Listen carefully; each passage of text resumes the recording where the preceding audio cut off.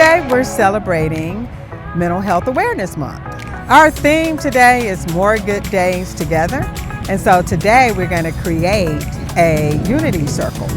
Well, really we want them to identify a supportive community for themselves so that they can have, more good days together. Class, form a circle around this circle.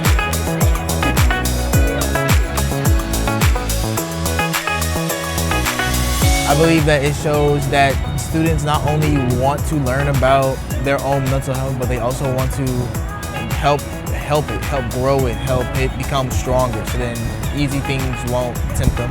And to help deal with your life differences and how you move and what you think, because like mental is dealing with how you think. So whatever you go off is how you gonna move in life or say things you don't mean. We want the kids to identify a positive community, whether that's family, friends, school personnel, sports people in their lives who can help them to manage life's challenges.